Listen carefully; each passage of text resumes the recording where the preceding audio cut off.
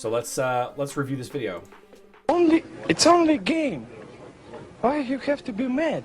We're gonna mute it. Hello, Guardian. There's Daniel here. First time we've seen Daniel on a Hero Wars Alliance video or live stream in a little while. So first he talks about the roles. For example, Darkstar is credited as a marksman and control guardian. However, the descriptive approach is about to change into a much more clear and a definitive one. Okay. Tank, marksman, mage, healer, support, control. Each guardian will belong to a certain class, and based on it, they'll receive access to a powerful class ability. Now, it is worth noting that I think on the 25th, this stuff will be viewable in game. The glyphs will be viewable in game, but I don't think they're actually going to be active until the 26th at like 2 a.m. UTC. What's curious about this, and something that you guys should notice, is that not all of these classes, these class skills, have the same cap. The value that you can get to as far as your totals is based on the number of heroes in that class. You can see that some classes have 450 out of 450. Some classes maxed at 360, 315. That's because those classes have fewer total heroes. That's not because those classes are easier to level up or because there are the class skill is more powerful or anything like that. And if you look, and this will be clear in the end, we get access to some of the maxed out traits right here. Control slows the same target by 30% and reduces its physical damage by for 4 seconds. Damage is reduced by 7,200 or 7,200, depending on which stat is higher for the control hero. Physical damage reduction of 7,200. It doesn't seem like a lot, but the slow does impact it a little bit. Support, it feels like of all of the abilities that we had, the support ability was the strongest in the beta test. And it seems like it seems like it's still pretty effective. Each time when dealing damage to an opponent or using a buff on allies, it applies an effect that reduces armor and magic defense by 2250 for 4 seconds. A character cannot have more than 5 of these. So this can stack up to 4 times. It basically reduces armor and magic defense by almost 10,000. No, I can't math. It's more than 10,000. 11 and whatever it is. 11,000, yeah, whatever it is. Over 10,000 armor and magic defense reduction if you stack up the effect to all 5.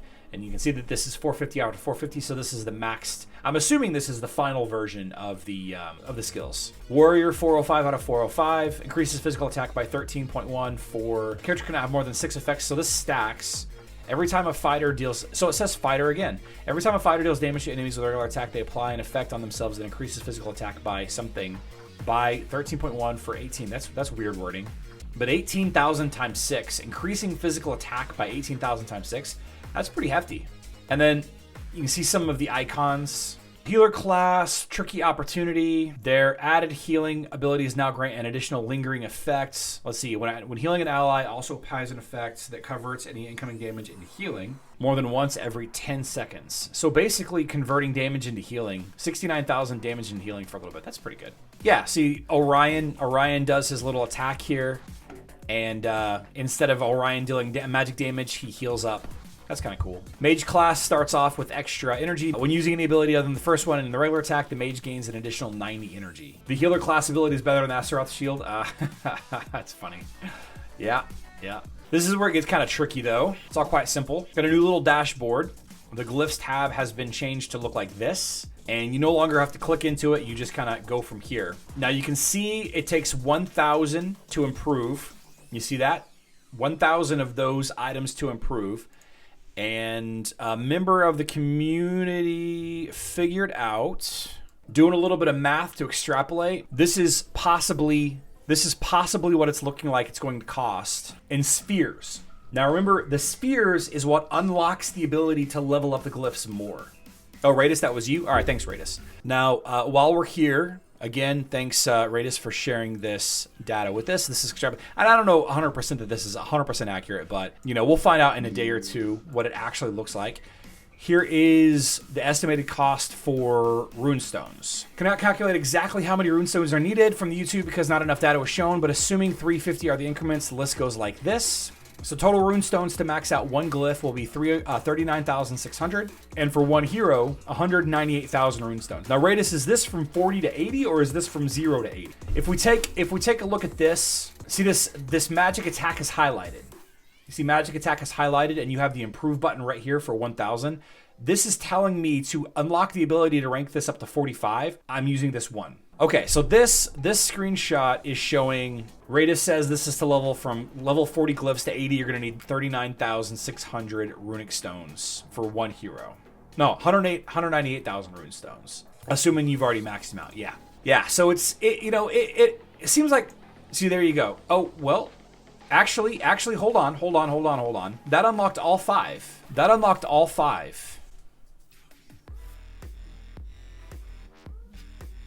Yeah, so Radis, I think your numbers are wrong. These numbers down here, I think, are what's wrong. I think your tiers are correct, but I think you only need this. I don't think you need 206, which I'm assuming is 41,000 times 5. If this will unlock all 5 in one time, yeah, I'm pretty sure you only need 41,200. If we're watching this video correctly, you can see he's hovering here. All of the glyphs caps are at 40.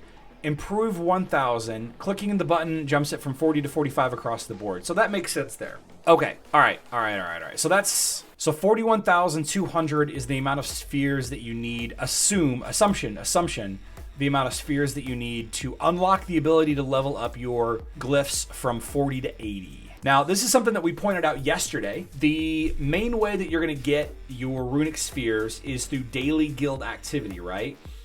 So runic stones and runic spheres are replacing the runes that were there in the current guild activity tab.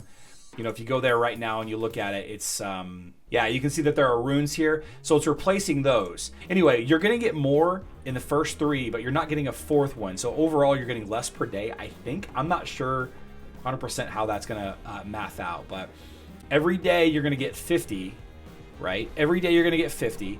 And if we know that it takes 41,200 to level up one hero, then we can do that math. And again, this is assumption math. It's going to take you 824 days. 824 days to rank up one hero, to unlock the ability to rank up the glyphs for one hero. And this is just showing that all of the runes are being converted over.